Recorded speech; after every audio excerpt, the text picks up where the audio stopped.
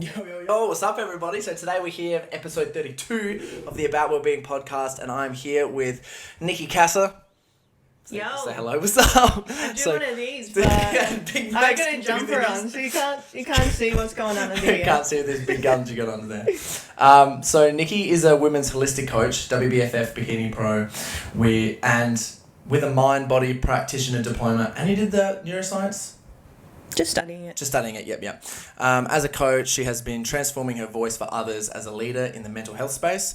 Through her personal experiences, healing from adversity and trauma, she has become fascinated into the psychological impacts we experience as children and how they are impacting our lives now.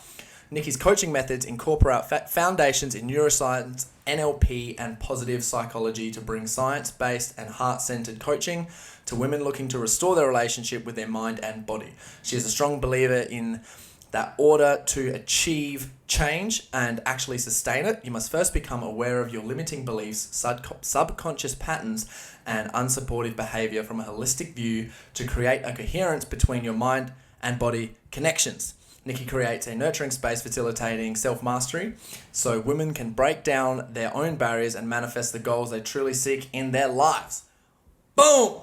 God, that was a mouthful. Yeah, it's a good intro. It's a good intro. And Nikki's also been a friend of mine for a long time, and I've one of the last times I saw you, besides the other week we had a catch up, was the WBFF competition. Yeah, which was ages ago. Last time, and so much has been happening since then. Mm-hmm. Yeah. Lots of change. Yeah. For both of us, actually. Yeah. So what's been happening with you? Big things. Well, I'm back in Adelaide at the moment, which gives us this great opportunity to get together and record this podcast. And I've actually come back to do some deep work with my online business and some deep work on myself.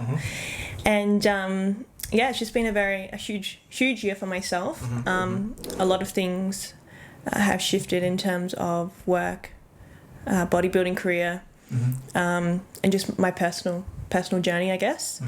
So a lot's been happening at the moment. Yeah, that's cool. So, let's just start off with your journey to how'd you get into like bodybuilding, gym, into the choices that you're making and the path that you're on now. How did you kind of start to get into that?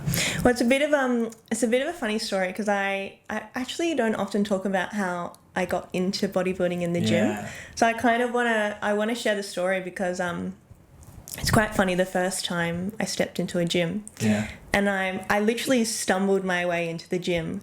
And I was just like eyes on the floor. I was like, don't even look at the weight section. It's too intimidating. And Why? Why would you think it's intimidating? I just saw like massive big muscles and girls doing chin-ups. And I was like, at the time, I was like, that's impossible. Yeah. Like, how is that a thing? Yeah. And I just went straight for a treadmill. Yeah. And I'm walking on this treadmill and I'm thinking to myself, did I really just join a fucking gym because my ex-boyfriend at the time, who thought I couldn't get abs, challenged me and said, you're never going to get abs. Yeah. I was like, did I really just do that? Yeah. And something kind of like ignited within me, like this fire. And, I said to myself, all right, Nikki, like no one's going to do this for you. You can't trust anyone else to get this done. Knuckle down, let's do this.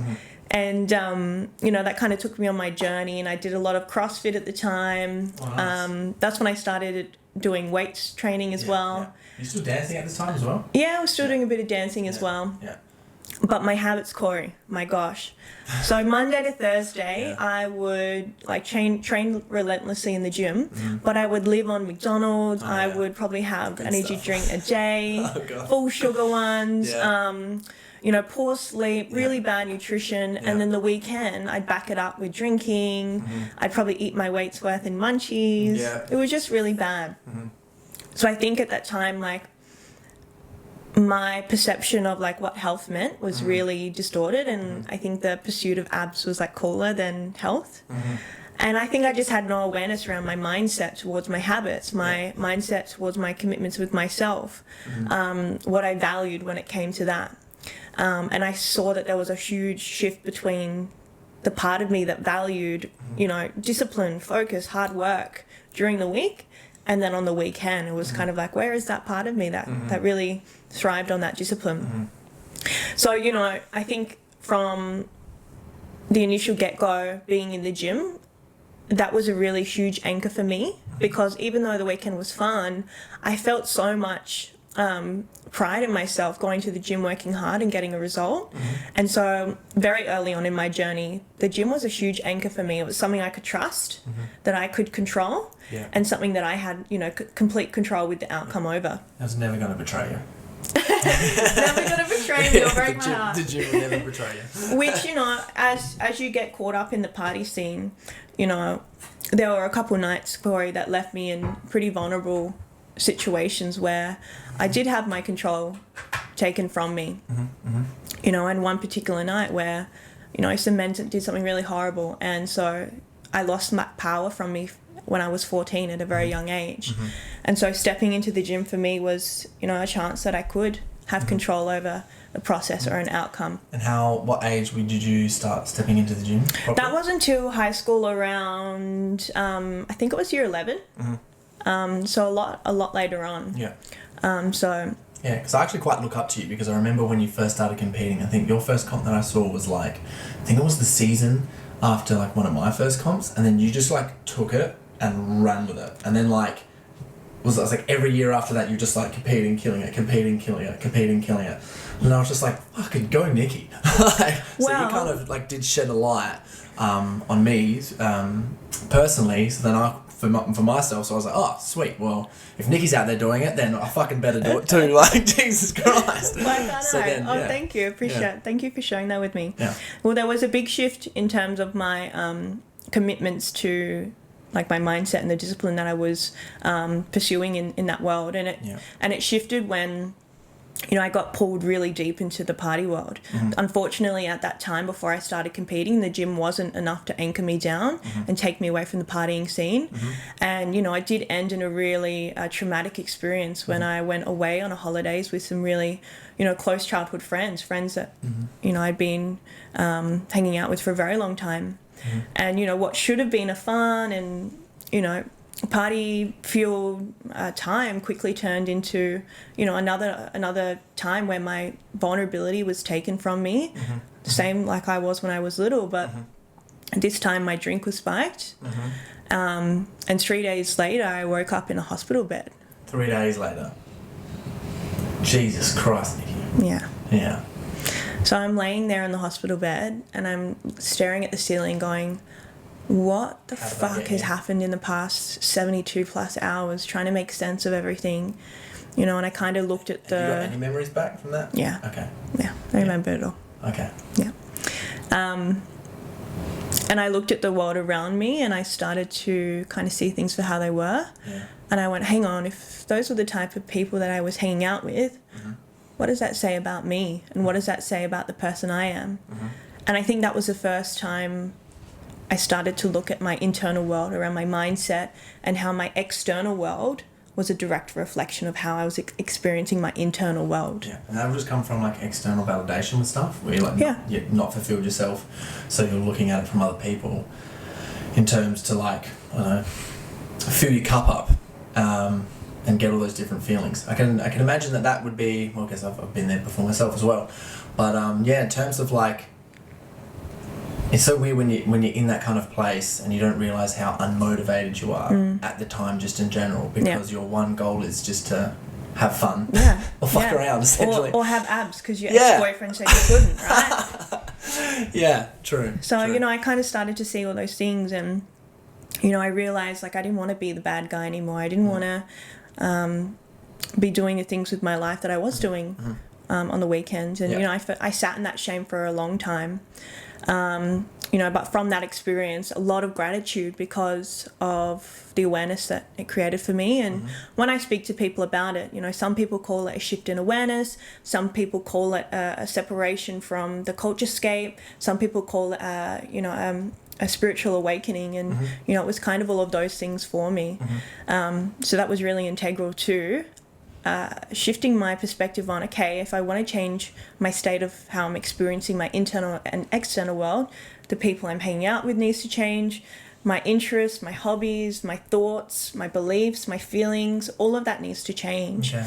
And that's when the anchor kind of shifted and brought me into the bodybuilding scene. And I thought, all right, let's, So when you were knuckle there down. in that place before you started knuckling down, like what was the goal? I think that the goal for me, the biggest thing at that time, because I had such a traumatic experience, was getting out of bed, Corey. Yeah, okay, yeah. And the one thing, again, something I could control, excuse me, something I could trust was being in the gym. Yeah. So I think that was the one thing that I focused on, was just getting myself back into something I could trust, something I could do for myself again. Yeah, so it's kind of like you were really essentially for yourself at that time. Was that probably the most rock bottom that you hit for a while there? So that was rock bottom, and you just started building yourself on.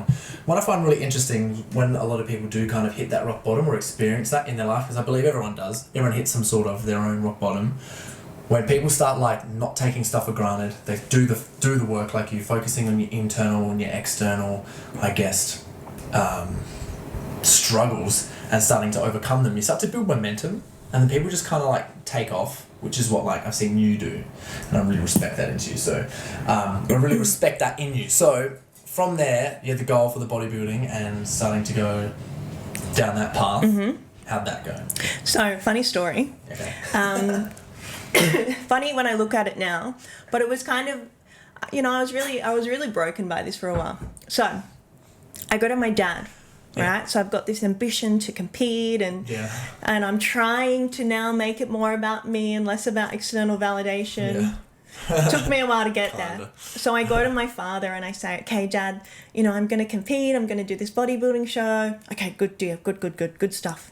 So, okay, so I'm like, I'm going to win the whole thing. That's what I say to myself, and I do. Compete in INBA. Yeah. I won first place for all the categories. Took home the overall. Yeah. Went straight to Dad's house from the competition, still in my bikini and tan and everything. And I'm showing him the medals and trophies. I'm like, what do you think? And he was like, oh, it's good. And I was like waiting for him to be like, I'm proud. And I went home crying. I was so heartbroken. Okay. I was like, okay, not good enough. All right, what can I do now? I was like, ICN. All right. So, do ICN. I think I got like a first place for a category, a second and a third, and came back and said, Dad, are you proud? Are you proud? Not quite the answer I was looking for. Yeah. So I said, okay, maybe I'll start my own business, right? Because Dad's got his own company. So he's like, work hard. His background is German. So it's, work hard, make money sort of thing. Good mentality. So I thought, okay, start my business. Yeah. I come back and it's like, Dad, look what I'm doing. And, you're not going to make money in the health and fitness industry. And, just looking for him to kind of tell me that he was proud of me. Yeah. In the absence of my father's belief, Hattie Boydell took me under her wing and I started working with her, and she really started to instill what it meant to have self-belief, with every inch of her body, with every bone in her body. And fourth time lucky, Corey. Step on the WBFF stage. Yeah. And something shifted there. I'm standing on that stage and I could hear myself, looking for something that was going to make me feel happy, and I could go home and tell Dad. I went, hang on, Nikki, if you don't have that self-belief in yourself, when are you going to have that? If not you, then who, right? And something kind of shifted there when I was like, who am I doing this for? I'm doing this for myself. And I'm standing there like basking in gratitude and happiness, and I'm just happy to be up there on the stage. And then they call my name up for second place and pro card, and I was like, what's happening, sort of thing. And for me that was, I think, the most powerful moment was the shift in my internal belief. The pro card was cool and second place was cool too, but that was a really cool experience, finally being able to walk away after all those years of competing, all those shows I did, and starting to be happy with who I was being on stage for. So that was cool. I love that. I've had it's such a similar experience. If anyone's listening, you heard all my stuff, obviously you know a bunch of my story with that. Basically, a lot of the same thing happened. He said I was really lucky. I kind of, as far as self-belief goes, just from when I was a lot younger, I did like a whole bunch of dancing, singing and acting. I was always on stage, and then like I stopped that for when I've like hit about, 16, 17, started like quit school, well, I didn't quit school, finished school, and then Dad straight away was like, y'all gotta get a fucking job and you're gonna work with me. And I was working with him and I hated it. Like, it was alright for probably 6 months, and then we just started and then I was just like, I was so used to, I was getting paid, you know, for like gigs $50 an hour for the dancing stuff, and then I'd go working at apprentice wage, it was like $8 an hour or something, and you're working like 40-hour weeks, and I was like, what the actual fuck is this? So like, that was crazy. But after that, I think as soon as 21, when I very first competed, because I did that whole thing myself, from then I was just like, well, if no one else is it, if I can't do it, who can? Yeah. And if, like, the world is just, there's so much out there, the universe is just kind of out there for everything that we want, and I just believe what you got to do is either just ask for it or just fucking grab it. And I was like, after that first comp that I ever did, I was like, well, if I'm going to succeed at anything, then I just fucking literally have to do it and get it. And like, since then, after a certain period of time, things have just kept falling into place, and one of the biggest ones was it wasn't so much this, I wouldn't say self-belief with the WBFF comp for me personally. It was like, I think it was more just like, I fucking told you could do it to myself, if you know what I mean. I was like, I knew you had it, I knew you could fucking do it. Like, yes, this was you fucking deserved it. So I thought that was pretty cool. Yeah, and when you start to have that shift between who you're trying to prove it to as well, that can be really, really transformational, because now it's not about the people around you and the external world. It's then you're proving it to yourself. You know, show yourself how hard you can work. Be the hardest worker in the room for you and no one else. Yeah, exactly. And I like to I do it for myself, but I also do it for other people in terms of, I like to be a role model. Yeah. Because I like to show people that, like, hey, look, if I can fucking do it out of everyone, like, you can too. Like, Jesus Christ, everyone has known me for a long time. I was like, what the fuck? But people gravitate to that without you actually seeing that, right? Yeah. People just look up to you. Because you set an example rather than telling them what to do. Yeah, and it's like setting the example and following through with it. I think it was one of the biggest things. I was literally having this conversation with someone last night, and he was doing like MMA fighting. He was like, dude, the hardest thing for me, and like for what all us like competitors recognize, is setting the goal and seeing it through to the very end, at like no matter cost and no matter here. Because there's one thing to actually do it, all the physical stuff, yes, that's super hard, but it's, oh God, will I lose? Will I make a fool of myself? I'm making myself vulnerable here. Like, what this, you know, overcome all those little things in your mind, end up going through and actually getting to that stage. So I think that's extremely important to go through in terms of anything if your life. And what we were talking about beforehand, me and Nikki were talking about before the cameras were on, was that we were just talking about a bunch of New Year stuff, because if you are listening, it's the end of 2020 at the moment. And we were just talking about what we're doing for the New Year's and how we're like setting a bunch of goals and what we're actually going to do in order to stick to them. We do a whole bunch of like reflective exercises. So instead of just like saying a goal or doing whatever, then we're actually sticking to it and making it happen instead of just saying, I'm going to do this. So I think, like, if anyone's listening, a real big takeaway, just in order to develop yourself in general or to learn yourself better, is whatever goal you have, literally stick to it, plan it out, write something down and achieve it and watch it happen. Because a lot of the time, if you just put yourself out there, it comes to you. Like, and I swear to God, like, a lot of the time, like, I see so many other people in the gym do whatever, and I'm like, that person, if they competed in a competition against me, will kick my ass. Like, so, my God, like, all the time, I'm like, oh God, I get absolutely rolled by that person. But hey, I'm the one that's putting the effort, going out there and get myself vulnerable so I could actually do it. Yes. And then sometimes you talk to those people and they're like, oh no, I couldn't compete. And you're like, yes, you fucking could. Look at you, Jesus Christ. But yeah, so I think that's one good thing to overcome on. Yeah, and this is really, I think it works perfectly with what I said to you last week, is that the universe doesn't give you what you want. It gives you what you deserve. Yeah. So if you're just merely declaring your goals and saying, oh, I want to do this thing, you're not going to deserve to get it unless you're actually putting in the action to make it come into fruition. And that doesn't just come with writing down and going, oh, like maybe one day I'll do this thing, right? It takes a process of sitting with that. Goal setting and actually creating change are completely different things. Yeah. And they're not the same. People think they can just declare a goal and then the process of change just comes to them. You just do it. Fucking Nike slogan, just do it. You can't just do things. You have to look at the process of, how am I going to just do the thing that I really want to do? And that's why, research shows like 92% of people don't actually achieve their New Year's resolutions, and people are still creating the same goals that they said they wanted to do 4 years ago. So yeah, that's something that we'll definitely. Well, it depends as well, I guess, how serious you are with your New Year's resolutions as well, and how much they mean to you, and getting really clear on why they're actually important to you and how they're going to impact you. If you're willing to even make change, because it's one thing as well, it's very comfortable when you don't have to change. Yeah, but I think it's safe to say that everyone listening on this podcast are high achievers in some areas of their life. I don't think people listening on this podcast have to be high achievers in a bodybuilding scene, but whether that's business or any other area in their life, career-wise, right? Yeah. They're going to be high achievers at some point. They're literally listening to this podcast for that reason. Yeah. So even if the process of change looks like, I just want to be more happy, right? Yeah. I think that's fair to say that people deserve that. They really want it. They're discovering why that might be for them. Mm-hmm. But just by saying, I want to be happy, it's like, well, why do you want that? How are you going to get it? Yeah. So, I think that it's definitely important to pave that way, like you're saying for yourself. Set an example so people are starting to understand that there's more than just declaring goals that's at play here. Yeah, so true. You just said that so perfectly. So we got to the stage where you did the WBFF, you did the competition. Yeah. How are you now different from there? What was like the big change as to now? Because it's been like a whole year. It's been a big year. So what does that look like? Let me take you back a little bit with Dad though, because this is the last little bit. So. I go back to Dad. Yeah. And the conversation goes like this. Okay. Is he got a German accent? No. So you have to do a German accent. No, he was born here. Born here. I'm like, so Dad, what do you? I'm going to be moving to Sydney and I just thought I'd let you know. How much money do you want? I'm not here to ask for money. I'm just thought I'd let you know, like I'm moving to Sydney to pursue my career.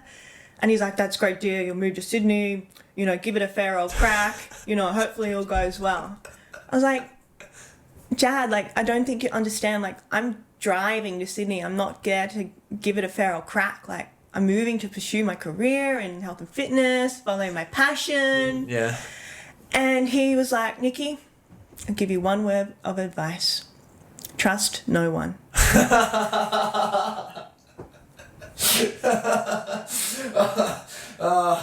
So Gen X. So Gen X. And I was like, okay, Dad. And so, off I go, off to Sydney and trying to prove to him just how much I wasn't about the money and how I was trying to follow my passion. And I ended up becoming him. So I work 3 jobs, over 70 hours a week. What were the 3 jobs? The PT. Yeah. Then I was also doing sales calls for the Sports Model Project. Yep.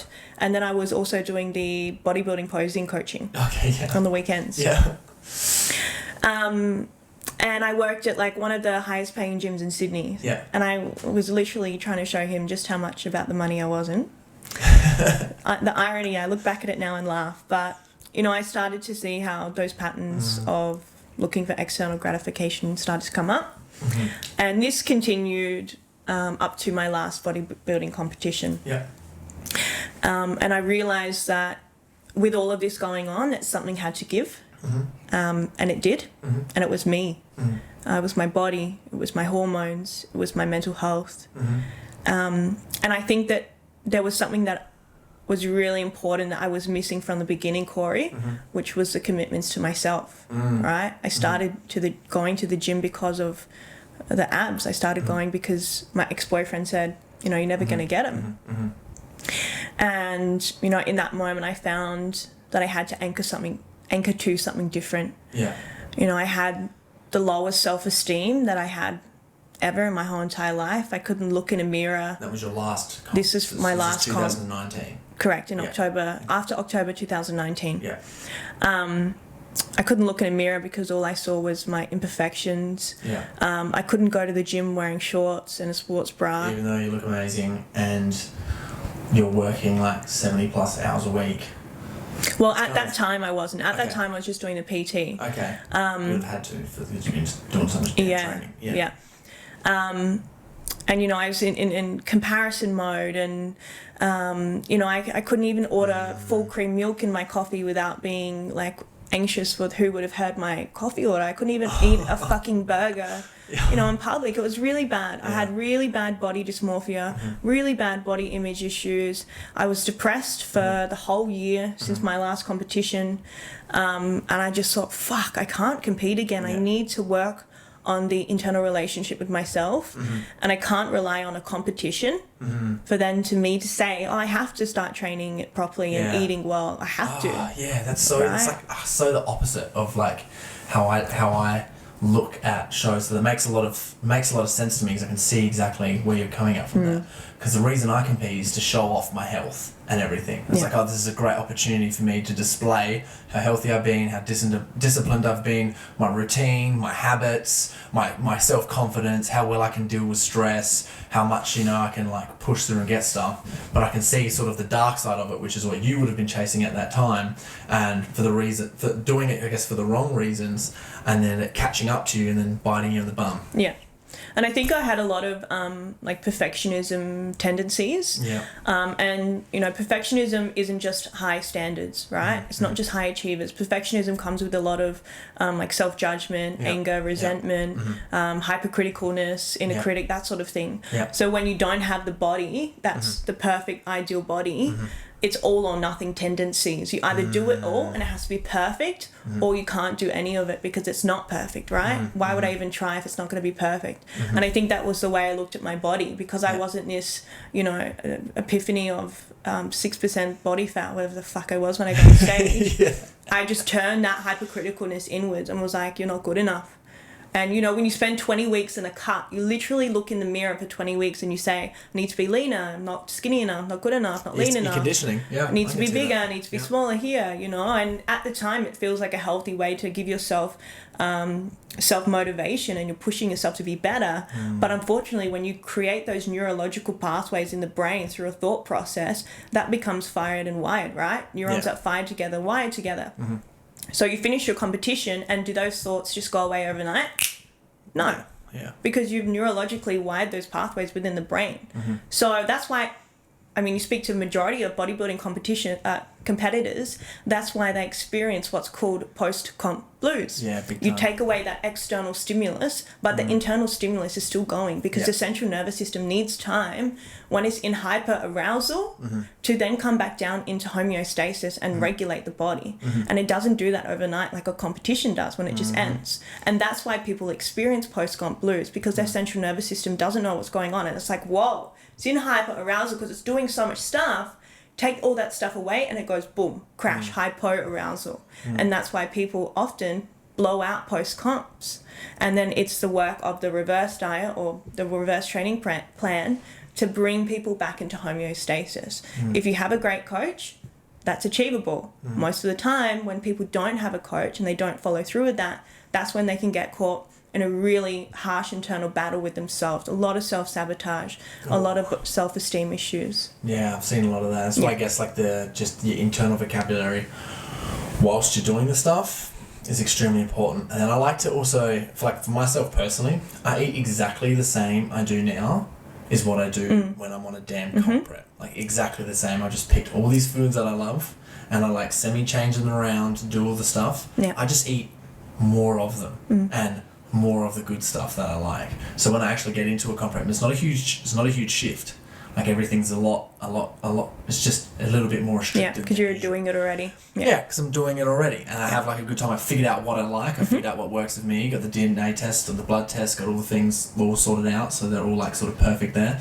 And then it makes it so much easier doing it, as well as doing all the, I guess, just the meditation, the reflective exercises, changing your internal vocabulary to support yourself, encourage yourself, and just be like, make sure that you're doing it for all the right reasons and the rest of it. And then, hey, it's the best time ever. Yeah. But yeah, so it's so interesting seeing that, because one of my good friends, Ryan, he just gave me the reflection. He said once, he was like, man, you're the only person I know that doesn't go to the gym because they don't hate their body. Yeah. I was like, whoa, holy shit. Yeah, and that's... I see it all the time now, like so much. And I used to, when I was like a bit younger, I was like, some lady told me I was like really skinny and I should be doing, because I used to do like flips and acrobatics and shit. And she was like, oh, you should be focusing on these because you're really tall and skinny. And I was like, are you fucking kidding me? So I started going to the gym and I just started loving the gym. I was like, this is the best. I'm having such a good time.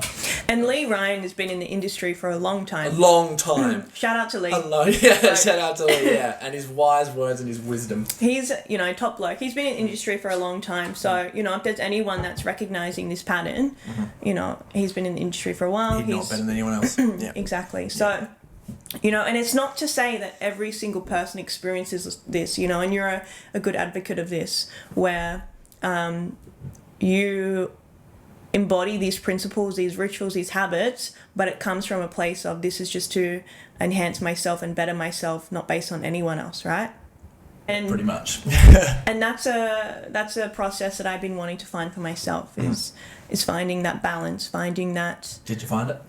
Did you find it? Did you find it? Did you look for it and find it? I did find it. Actually, nice. I wouldn't say that I have, completely embodied that and found it. Yeah. But I've done some huge... Well, you found the goal, I guess. I'm starting to create more alignment with that. Yep. I think that because, like I said, I've got a lot of perfectionism tendencies there, and that's something that I've had for a long time. Mm-hmm. I was a ballerina for 14 years, and perfectionism was like pivotal. It's like vital, for that.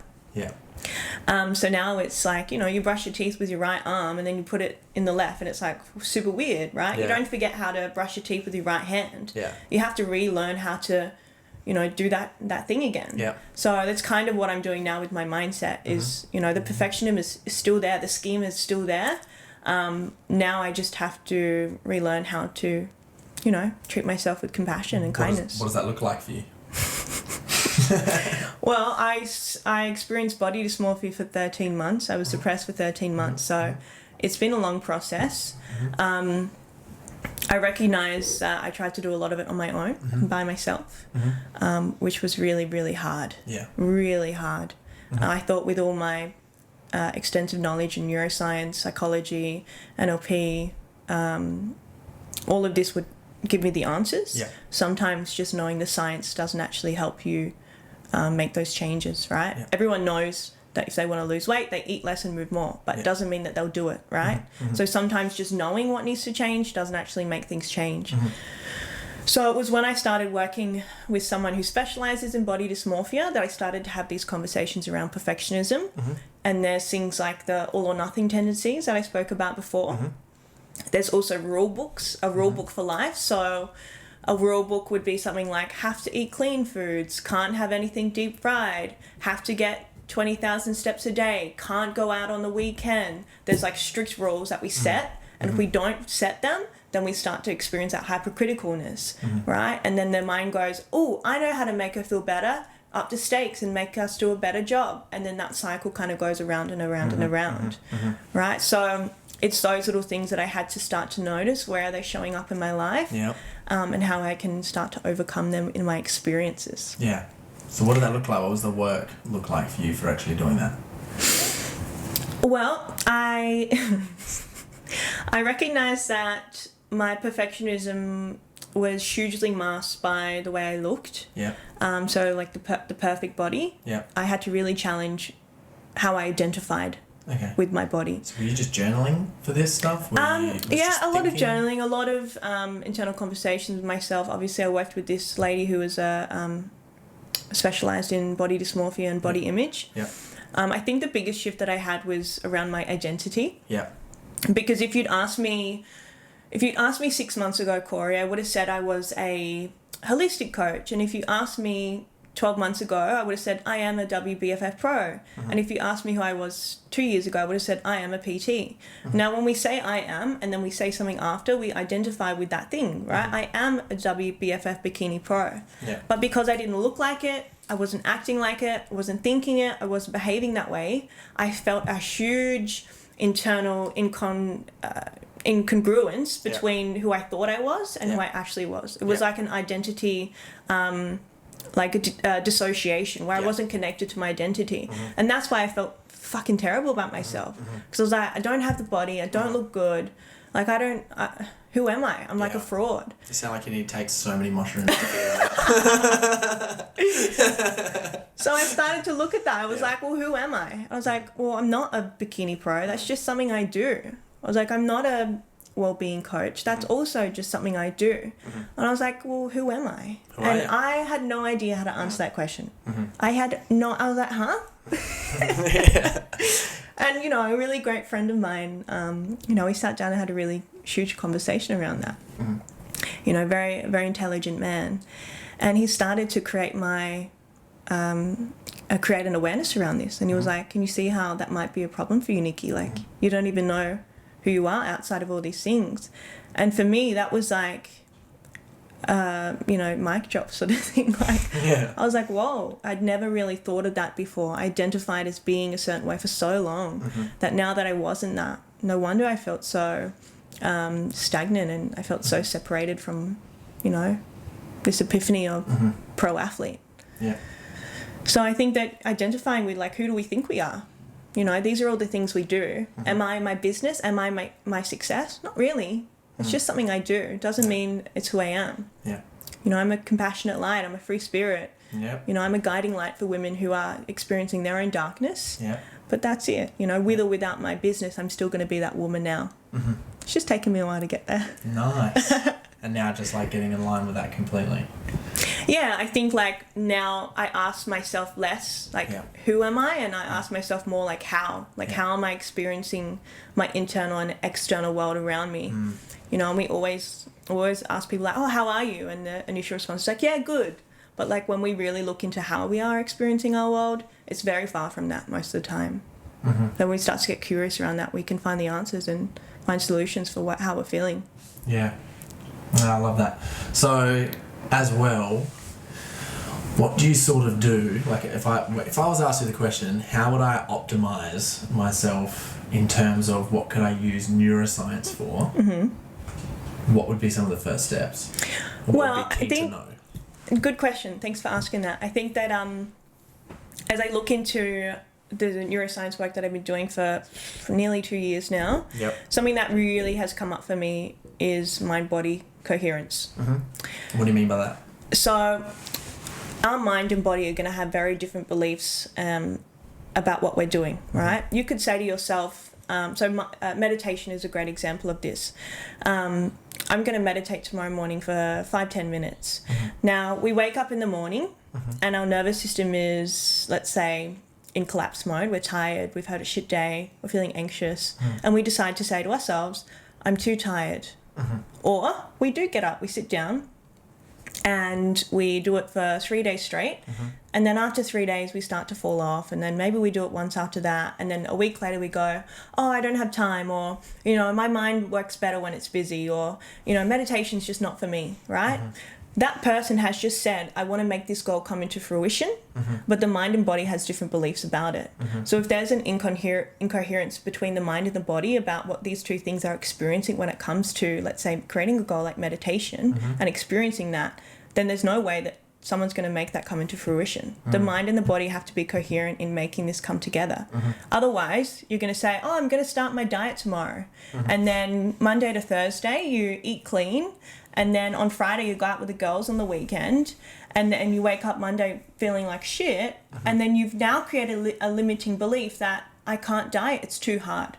Right? And now there's a limiting belief that's going to hold that person back. Oh God, so many people need to hear that. When they actually haven't even had a sustainable process to get the goal to, you know, come into fruition in the first place. So when we look at something like mind-body coherence, I think that that's something when we look at like high achievers and, you know, like modern day society, having coherence between those two is really important when it comes to those.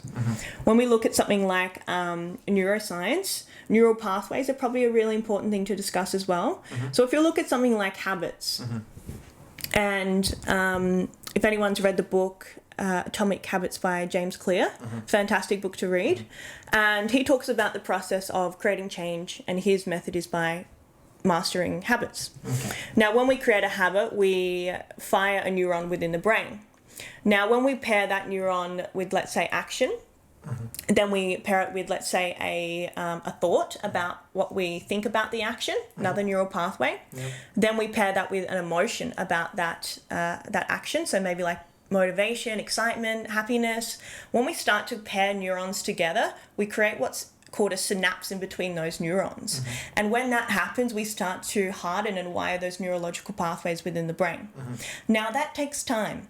And this is where the potentiation of those habits will either stick and last or go away and not last. So if you meditate for a week and then you have a week off, the potentiation of that habit lasting is going to be pretty shit.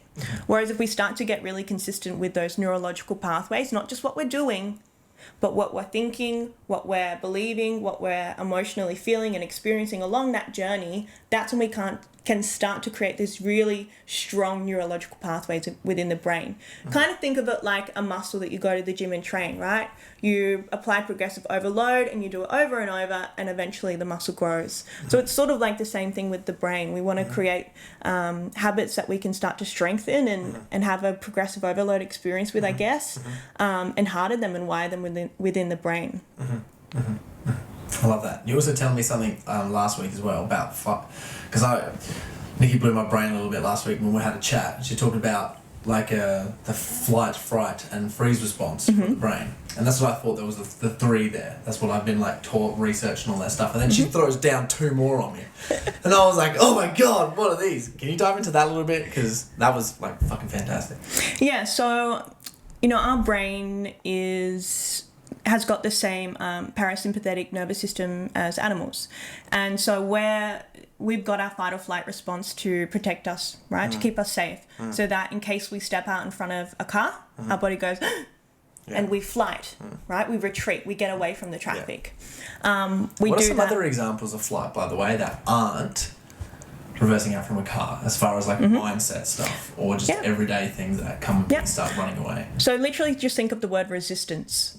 So let's say you're in a gym setting and you are in the gym and you're feeling really intimidated, you're feeling anxious, you're in the cycle of comparison syndrome, and you're like, I can't train today, I don't feel good, I'm feeling shit. I get the fuck out of here. I got to get the flight, baby. Yeah, flight. Catch you later. Retreat. Yeah. Retreat. The limbic system, which is the emotional center of the brain, is telling that person, I don't feel safe.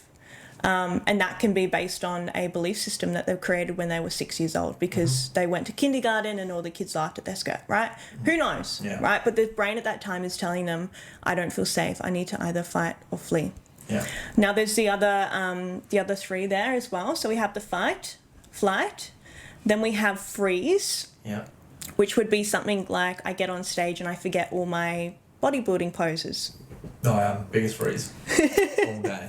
We did like exercise in some course that I did, and I was just like, oh, I am freeze hard. I just go, and get completely silent. I'm like, shit, I forgot everything. And then it takes like 5 minutes and it all comes back. I'm like, all right, that's what we're doing. Right. So, and that can show up as well. Let's say your boss is having a yell at you and you walk away from the conversation. You're like, fuck, I should have said this thing. And why didn't I come up with this witty comment? Right? In that moment. Where did my wit go? For the love of God. In that moment, you're like, or you have a fight with a spouse or a friend or whatever, your parents. Yeah. And you're like, I should have said that thing. And at that moment, your central nervous system was in freeze. It was like, I didn't know what to say. Yeah. And it's only later when you leave the conversation and your central nervous system regulates itself again, you start to come up with all these responses. Just a little nugget to take away, guys. Like, this is for you, just saying so. Like, as she's speaking this, like, really try to think of not just when you've experienced this, but loved ones and friends and family and work colleagues when they start doing this as well, so that you can understand that sometimes when people are saying certain things, or they feel uncomfortable doing something, or whatever it is, they're flight, fright, freezing, whatever it is, just so it makes sense for them when you understand sometimes, like, just as an example, like, is a good friend of yours just like, oh no, I don't want to do that. And be like, why, man? This is great. We should definitely do this. Like, you want to do it, you're keen, but it's not even them saying it. It's just their brain going through some experience, and they're actually having a flight response from it. And it's nothing to do with them actually. They probably actually might be that keen, but they have to sort of unravel and take that time. So sometimes patience, good conversation, and just understanding that about someone can make you a lot more compassionate as a person, which is actually a huge nugget. So just learning this stuff, also not for yourself, for other people, can be an extremely important little takeaway that we just went through there, and we didn't even get to the last two out of the 5. So the last two are submit or collapse. Yeah. So submit and collapse would look like post-comp blues, right? Yeah. There's a collapse in the system. Yeah. Things are too much. I just want to sit on the couch and watch Netflix and eat brownies. Yeah. Right? So it's like masculine. Masculine when they're like the negative side of the masculine when they're too estrogen. Couch. I don't feel like doing this. I don't feel like doing that. No. Yeah, or we work like absolute dogs Monday to Friday at our 9 to 5 job, or, whether you're working 6 a.m. to, 8 p.m. They get home on a Friday night and they just, they want to sleep all night. Their system has been on so much activation for so long, and there's no regulation within that, and it just goes, I need to regulate in the best way I can, and the best way the system knows is collapse. It's got to mobilize that energy and the activation of the system. It's got to do something with that. Sometimes that can show up in other ways too, like if you abuse that, and I might be speaking to some of my clients right now, but if you guys do that and you abuse that, this is just advice for you guys. I don't want to point fingers at some of them, but you can see that. No, definitely not. But just so they constantly experience that for months and months on end, and they're burning the candles and they're using whatever they can necessary to get a whole bunch of shit done, then it's going to show up on other areas like, oh, you might have just shaven some years off your life. Like, did you get away with it? Maybe, maybe not. It might come up in the terms of, okay, you might have damaged some DNA structures. That means at the age of 40, 45, you could be having some more, depending on how much environmental toxins you're getting exposed to, that could be welcoming a fucking shitload of cancer cells into your body. And all the rest of it. So in terms of like that, and but I guess like burning candle at the both ends for that reason, the body will, even if you abuse it for not just a week on end, but for a month, on months, on months, on months, on years, whatever, something can happen unless you do something about it. My dad was a really good example. So he has just been working his ass off since the age of 22, and I got him just doing a shitload of fasting to fucking figure it all out. And he's done, I think, 72-hour fast this year within a couple months. He did 8 weeks and he did a 3-day fast every single week. He had his cancer scare 2 years ago. He had his blood tests done at the start of the year and they were fucking shit. He got his blood test done like 2 weeks ago and they're fucking perfect. And he's in his mid-50s and he is healthy as fuck. He experiences no aches and pains, nothing else. He's just feeling fucking absolutely fantastic, and like his bloods are just there to show it. And that just kind of shows that like there is a bunch of things you can do, and there's a whole bunch of work you can do to counteract some of that damage. However, if you are avoiding it in the first place, then you don't have to do anything super drastic or crazy like that to sort of try and get some of your health back for whatever it is. If you're burning the candle at both ends, you're proactively making decisions week by week by week by week to actually support yourself, and doing that is just so fucking beneficial for long term and for this and for the best decisions and to live a life that you extremely desire as well. Because as like a dude being masculine, one thing that I really highly desire and like I'm proud of myself when I do it is when I do work my fucking ass off and I'm sitting on the couch at the end of the day and I'm completely fucked, whether it's a workout or something else, and I just look horrible, and if someone goes, oh my god, you look fucked, I'm like, yeah, I fucking smashed today, of course I look fucked. Like, and that's like really rewarding for me, like as a guy. So sometimes abusing that it can really catch up to you. So for myself, and what I do with my clients as well is we scheduling in a bunch of things before that in order to supercharge yourself, so you have like this tank of like, I guess, energy in reserve to pull from. And it's just like, it's so fantastic to see when it works, because when it does work, it's kind of like you sort of crack a code to I guess being unlimited. So that's one of the long-winded ways talking about, I guess, the opposite way for the submitting there, which I find fantastic. It's my brain ticking. I love it. And the chronic stress is the one we really want to look out for. Eustress is actually quite efficient for us. We respond well to eustress. Eustress is positive stress, baby. Small windows of stress can really help us to get things done. They can help us to be, motivated. That's not stuck in traffic going, fuck, come on, green light.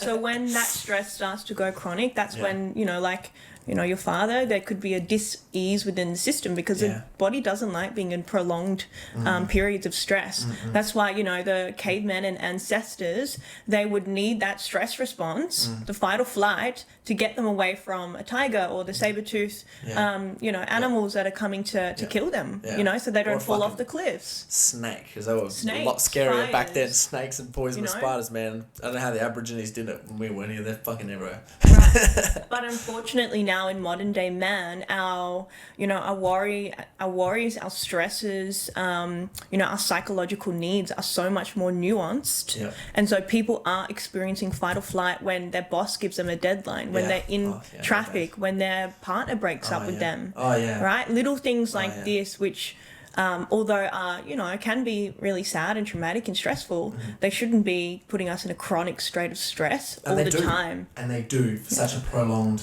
period of basis. And my God, I think it just comes down. I think a lot of it actually comes down to just because we're exposed to so much stress all the time anyway, that we're so hypersensitive to it. But there's also a culture scape that people have created around stress is good, right? I work well under stress. Yeah, you might get a lot of things done under stress, but your central nervous system and your body and the physiological response that's happening in your body over a long period of time, you're going to have issues down the track. You're going to have really bad sleep, chronic, what do they call it when you can't sleep? Insomnia. You're going to... I had insomnia for ages when I was working those 3 jobs, 77 hours. I couldn't sleep. You're going to get to 50. It's so wide, You're going to get to 50 and look like you're 65, So these things which you think are okay now and that stress is, helping you get the job done, you're going to burn out, you're going to crash, you're going to need to down-regulate your system with alcohol and all of these things which aren't actually helpful in the long run. What do you do now to look after that? Down-regulate my nervous system. Yeah. Meditation, breath work, sleep, exercise. Just good stuff, a good routine, having that. Yeah. Cool. Okay, last one. Let's not go on too much of a tangent because we love going on tangents. Let me get this last one out and then we can start to tangent it out. I'll shut up. So the last one is attach. All right. Now this is something that we've had built into our survival mechanisms because if our ancestors were banished from a tribe, they wouldn't have food, they wouldn't have water, they wouldn't have safety of the camp, and so if they were banished, then that would be a really bad risk of their survival. Right? We are solely dependent on our parents, attachment to them from the first 5-6 years of our life. Without our parents, we would die when we were born, right? So attachment for us is really important for safety. And so if we look at something like that, it'd be, an attachment with a partner. I'd say it'd go even a lot longer for the parents' attachment. I say up to people for like their 20s and mid-20s. I say, basic. But in all honesty, like now, well, if you think about it with finance, if someone's finished school and they get a job at a uni, right? If they're working like a normal part-time job and they can't get another job, like how the fuck are they going to pay for shit themselves? Like you can't. They still got to rely on shit for their parents. So it takes ages to actually have that proper stress response. But it's basic survival. Basic survival. Yeah. So continue. I'll start on tangents. So if we look at those survival mechanisms, they're there to protect us. So although some of them can be disintegrated where they're not kind of helpful for us, they are there to help us and help us survive. So they're not bad. And I think it's important that we create a healthy relationship with our survival mechanisms. But what we can start to realize is that when we operate in, so there's 3 parts of the brain. We've got the reptilian brain, which governs the fight or flight. We then have the limbic system. Now that is the center of the emotional brain. So when you're in your limbic brain. Sorry? Bonobo brain. Bonobo brain. They just run off emotions. So, when we're in the limbic system, the gym was a great example of that. Sally's standing in the gym and she wants to flee because she's feeling an emotion. That's the same emotion that she felt when she was young, when all the kids laughed at her and when she was bullied, right? So although there's not an actual external environmental trigger, the limbic system says there is. So it kind of scans for safety and it decides whether to fight or flight or to use a prefrontal cortex to regulate. So the prefrontal cortex, right bang there in the middle of the head, really, really important part of the brain. That's pretty much like our CEO of our brain, and it governs our higher executive functioning. This is like the center of our conscious thinking, really rational thinking, gets the job done. That's the part you'd be doing in your meditation. You'd be deploying that with your mindfulness, trying to create really, creative, thought-provoking, innovative ideas. So the CEO of the brain, prefrontal cortex, actually a very newly developed part of the brain. Animals don't have it. That's what separates us from the rest of only killer whales species. Killer whales have them. Maybe then we can speak their language. Yeah. Let's go speak their language. Come start talking to us. Everything is just happening behind our face. So the tricky thing now is deciphering when we're being triggered and activated with our limbic system and our fight or flight brain. Unfortunately, the brain doesn't know the difference between a saber-toothed tiger being held at gunpoint and having to be 20 minutes late for work. Yeah. There's still the same stress response, right? And you demonstrated it perfectly before. Come on. Yeah, the fucking traffic. Fuck! Oh man, I had to quit. I had to quit traffic and started catching the train instead because it was killing me. So type A. And I used to be a road rager as well, and you can feel that in your central nervous system, right? The heart goes really quick, you get sweaty palms, there's tension in the head, maybe the throat gets really tight, the chest hurts, the breathing becomes really erratic. The central nervous system is having a stress response, whether you like it or not. So what we want to start to do now is, if we're looking at what people can do to optimize performance, what people can do to operate in higher executive functioning in their prefrontal cortex, we can look at what's called our window of tolerance. So essentially the theory of the window of tolerance is, in our window, this is where we really want to be operating within. Right, this is our regulated homeostasis, prefrontal cortex, game baby, let's go, right? Hustle mode, grind time, baby, but really regulated.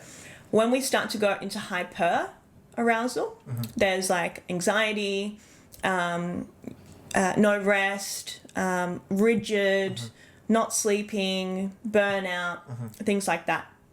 When we look at hypoarousal, which is the bottom of the window, that's our collapse response, right? So post-con blues, depressed, dissociation, I just want to sleep all day, can't go anywhere. Where's the attach? So it's just those two with our window of tolerance. And then what we obviously want to be operating within is that center part, the window of tolerance. So if we're on either side of the window, if we're up the top, we want to down-regulate. And if we're at the bottom, we want to up-regulate. So something that you're doing at the moment, which I think is amazing, is Corey's ice baths. Yeah. Now that's a really fantastic thing for up-regulating. Baby, Frosty Fridays, baby. Yeah, so good. Love. I haven't been invited to one yet, so you're gonna have to come get in one. Make sure it's a nice warm day, alright? No. Only condition. No way, any day. No, you think just one thing is getting in there on a cold day or a hot. There's no fucking difference. It's still freezing. We thought it was a while ago. We were like, oh, I can't wait for a hot day to get in, to get into the ice bath. As soon as you get in, we're just it's just as fucking bad. But it'd be nicer getting out, right? Like you're still numb for 10 minutes. It's sort of like the 10-15 minutes afterwards, no difference, and then kind of after that, when the sun's out, you're like, oh fuck yeah. But for that initial period, nothing. Well, okay. Anyway. Once I get the invite, then I'll come. Okay. Right, so I don't want to break your flow. We got to the window, ice bath. Upregulation. Ice bath. Yep. Another great thing for upregulation, exercise, right? Yeah. And that releases really good chemicals into the brain as well. Now, I think that's so underutilized, to be honest. A lot of people are stressed out and stuff a lot of the time, but I do find that the whole exercise and the positive eustress stuff and doing upregulation things, I think it's actually really underutilized. Yeah. As a dude and having just about aura-ing and knowing a bunch of stuff about aura-ing, eustress. One of the things that is really good, I guess, at learning about the aura-ing stuff is, I'm talking about as far as a men's point of view, is how much I exercise in a day directly affects this. And the more I exercise and the more I'm constantly moving, the better everything's working. Yes, so upregulation, good stuff. Yeah. Downregulation. Now, this is something that is probably could be more utilized. We'll probably see a lot of high performers in the hyper arousal state. Don't know how to switch off. speaking to some other clients about that too. Yeah. I'm not naming any names, but I'm going to stare at them really quick. Yeah. And so then what do we do when we go home after a really stressful day? We sit on our Instagram and scroll through #inspo, and then we watch TV for a bit, and all of those things aren't actually giving our central nervous system an opportunity to down-regulate, right? Yeah, same a lot of the time too. People just have a lot of family commitments as well. So a lot of people, they just got to rush around, do this, get this order, get this stuff, get ready for the next day, blah, blah, blah, blah. Yeah, constantly going, constantly doing things, right? Got to get the things done, fight part. Yeah. So what we want to be doing is using down-regulation techniques. Yeah. Meditation, mindfulness, breath work, Journaling. grounding, nature, journaling, warm baths, Oh, yeah. hot baths, Yeah. essential oils, swims, reading, so many things you can do for down regulation, which is great because there are, at least in my experience and with the pattern of my clients that I've noticed, we do spend a lot more time in that hyper arousal state. So bringing ourselves back into that window so that our body can be in homeostasis where we can repair, we can consolidate memory, we can have that higher executive functioning, and we're operating in a really, great state of flow. Yeah, which is hard to do because as far as like humans, so we have access to that window, like not any other animals besides the killer whales at a very small percentage do have.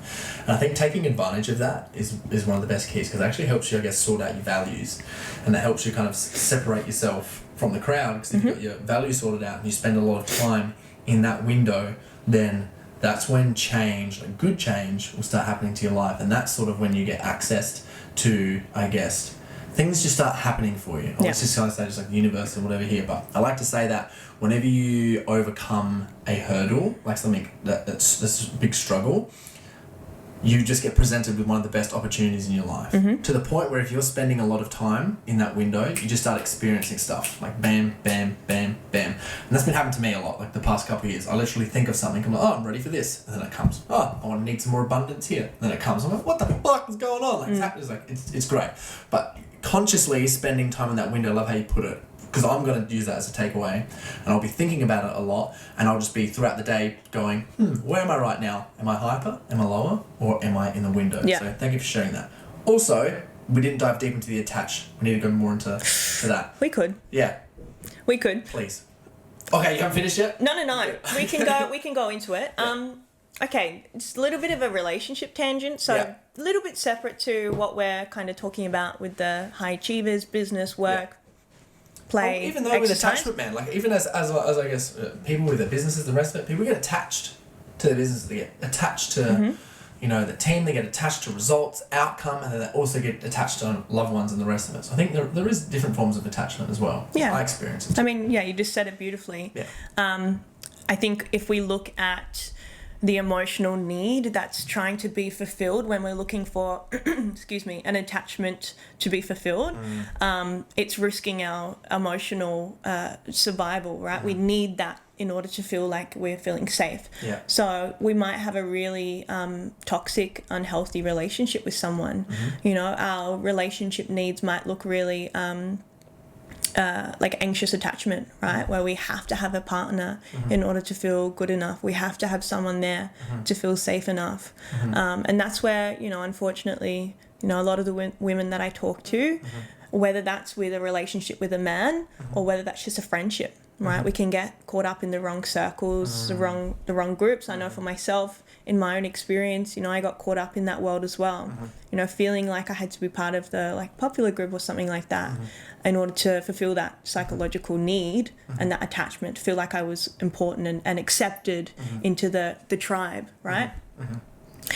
So we can look at, well, where's that need being fulfilled, and can I fulfill that need in a different way, right? If it is connection and social engagement that I am looking for, how can I start to fulfill that in a healthy rather than toxic way?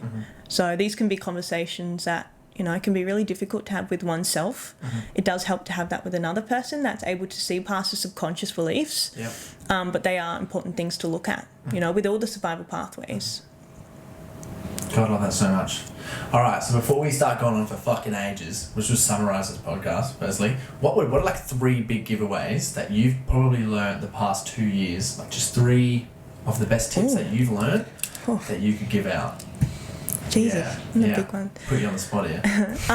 Well, the first thing I realised was why I actually stepped into the gym in the first place. Yeah. Why was it that I started my health and fitness journey? Okay. At the time, I had no idea, right? I just thought, this will be cool. It'll make me feel good about myself.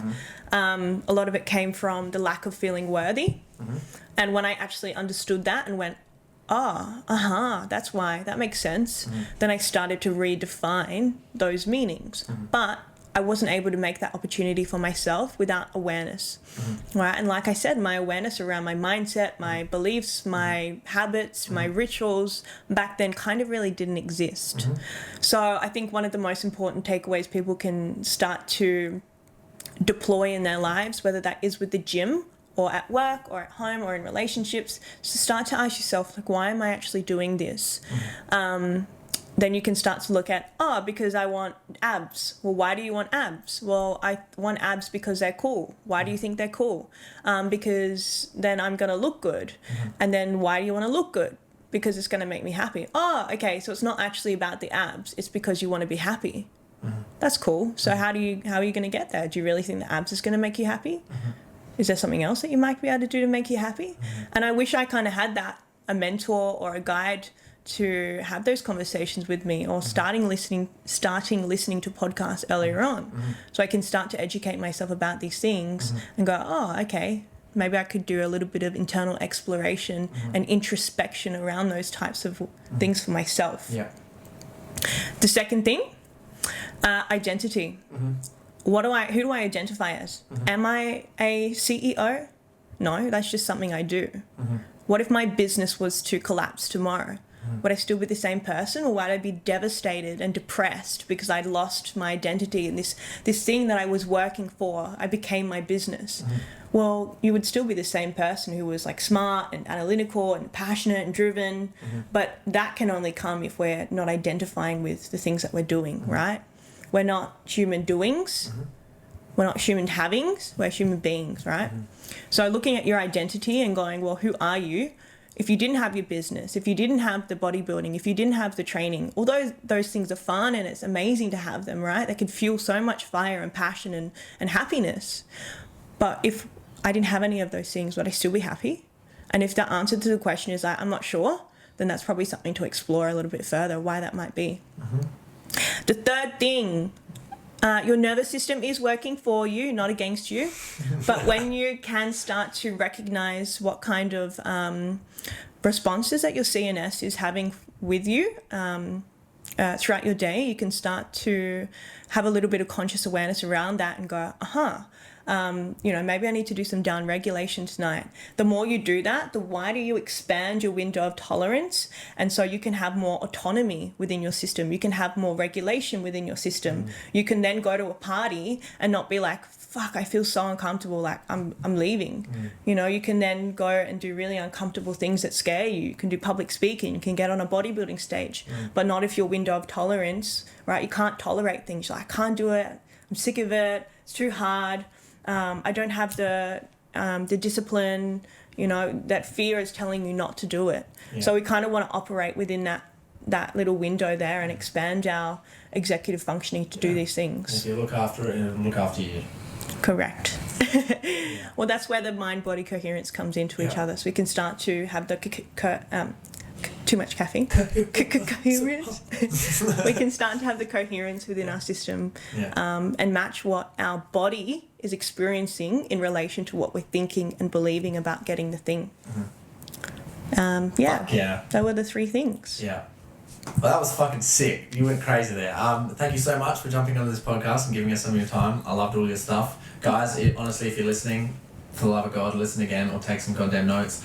Some of the stuff that Nikki was saying is absolute fire. I'm going to be listening to this again and I'm going to be taking my own notes. I'm going to put some of the stuff in the show notes. I'll briefly put some of the things in the show notes because it's just so much in-depth content. So where can people find you, by the way? So if you head to my Instagram, which is Nikki, Nikki, Cassa, Cassa. You can also literally just go on Spotify or podcast and type in, I was like, wow, what's this thing called? Podcast, and just type in Nikki Cassa Bomb, which is CASSEBOHM. Sweet. I'll put links in the show notes. Nice, thank you. And most of my podcasts will just pop up there. Cool. Been dabbling into neuroscience quite a lot, so you can find out a little bit more about that if you're interested. And neuroscience is a really integral part of my foundation of training with my clients. And we use, an approach that starts to look at, well, what part of me is feeling like a fight part? Why is this part feeling like I want to flee? And we start to have a little bit more experiential neuroscience, where we start to experience how I'm experiencing this world, and then what we can do once we collect that data as well. So really phenomenal work in that space. Sometimes I don't even know how to explain it, but it gives me more of an opportunity when I'm on this space, which is amazing. Yeah, which is cool. And if you are looking for, further help with, your own journey, and you're suffering with, identity, disbelief, and you're not quite sure with where you're at in your journey, I'd love to work with you. So head to my link tree on my Instagram and let's get on a call and see how I can help you all. Yeah, absolutely. Well, thanks so much for coming on, Nikki. Thanks for having me. We'll leave you guys with one of these, and we'll see you in the next one. Bye, guys. Cool.